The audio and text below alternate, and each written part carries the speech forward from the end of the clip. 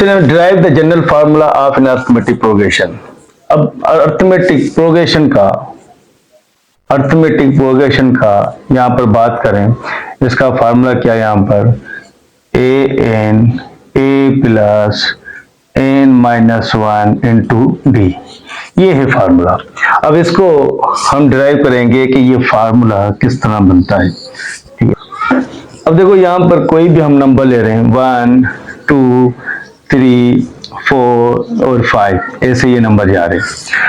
अगर मैं बात करूं कि इसमें जैसे मैंने a लिखा है तो a यहाँ पर क्या है, अगर मैं इसको 1 प्लस इसमें 1 लिख दिया, उसके बाद 1 प्लस 2 तो ये कितना हो जाएगा 3, 1 प्लस 1 2, 1 प्लस 2 3, मैं इसकी सीक्वेंस बना रहा हूँ। तो उसके बाद क्या 1 प्लस 3 तो कितना आ जाएगा 4, फिर 1 प्लस 4 कितना आ जाएगा 5, तो यहाँ पर ऑलरेडी मैंने 5 तक नंबर लिखे, 5 नंबर। अब देखो इसमें जो ये हमारे पास 1 1 1 1 सब में आ रहा, क्योंकि इसका फर्स्ट नंबर हमने देखा तो उसको हमने डिनोट किया, ये फर्स्ट हमारे पास इसको फर्स्ट टर्म है जिसको हम डिनोट करेंगे किससे, ए से। मतलब ए जहां पे 1 होगा वहां पे हम क्या लिखेंगे ए। तो इसमें चलो मैंने ए लिखा, अब इसमें भी मैंने क्या लिखा ए, उसके बाद प्लस 1 और यहाँ पर ए प्लस 2, फिर ए प्लस 3, फिर ए प्लस 4। ठीक है, अब यहाँ पर 1 2 3 4 ऐसे तो नंबर आ रहे हैं, लेकिन हम देख रहे हैं कि यहाँ पे डी है। डी क्या है, तो डी का मकसद है डिफरेंस। आपके पास जो नंबर है 1 2 2 3 4 5, आप क्या करो इन दोनों दरमियान के डिफरेंस निकालो। तो मतलब 2 को -1 करो तो कितना आएगा 1, फिर इनका निकालो। देखो डी यहाँ पर 3 को -2 करो तो कितना आएगा 1, फिर डी में से 4 को -3 से करो तो कितना आएगा 1, फिर डी तो यहाँ पर 5 में से -4 किया तभी क्या है 1, सब में से हमारे 1। तो मतलब यहाँ पर इन वैल्यू के दरमियान में जो डिफरेंस आ रहा है वो कितना आ रहा है, सबके यहाँ पर 1 1, इसमें डिफरेंस कितना आ रहा है 1। अब देखो डी का जनरल फार्मूला फिर क्या बनाया कि सेकंड वैल्यू को नाम दिया है, फर्स्ट वैल्यू को अगर ए का नाम दिया तो सेकंड को किसका नाम दिया, बी। अगर ये ए है तो ये क्या हो गया बी, अगर ये ए तो ये क्या हो गया बी, ये ए तो ये क्या हो गया बी, ये ए तो ये क्या हो गया बी। तो D is equal to B minus A, तो डिफरेंस का फार्मूला होगा। अब देखो अब डिफरेंस का यहाँ पर मैं बात करूं कि यहाँ पर मैंने a, जब a प्लस 1 इंटू यहाँ पे क्या दिया d, फिर a प्लस 2 यहाँ पर हमने क्या दिया, अगर इंटू लिखो या इसमें d को लिख दो, बात एक है।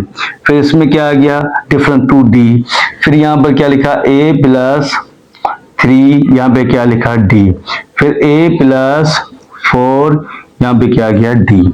तो ये सारा हर वैल्यू के दरमियान में डिफरेंस। अगर आप 1 को छोड़ के फिर 2 को 1 से माइनस करो, 3 को 2 से माइनस करो, 4 को 3 से माइनस करो, तभी भी आंसर क्या आएगा इसका 1 आएगा।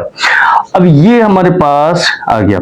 अब देखो एक जनरल फार्मूला बनाना है। जनरल फार्मूले का बनाने का क्या मकसद है, अगर मैं यहाँ पे a प्लस या सेम मुझे वैल्यू लगा देता हूँ कि a प्लस इंटू 0d लिखा, t इसमें भी चाहिए, फिर यहाँ पर क्या लिखा a प्लस यहाँ पे 1d है, फिर a प्लस यहाँ पर क्या आ रहा है 2d है, फिर a प्लस यहाँ पे क्या आ रहा है 3d है,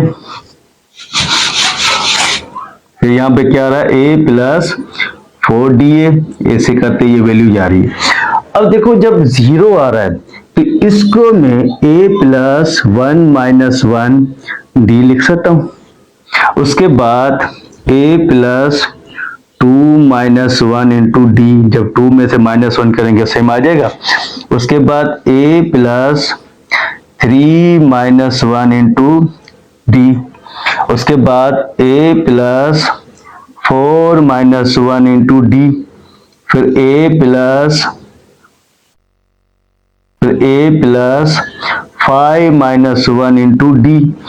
ऐसे करते करते ये a plus n minus 1 into D.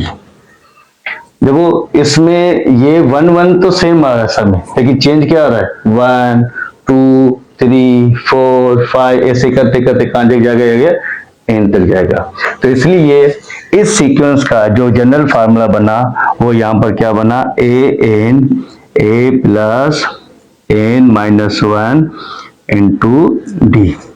ठीक है, तो ये फार्मूला बन गया।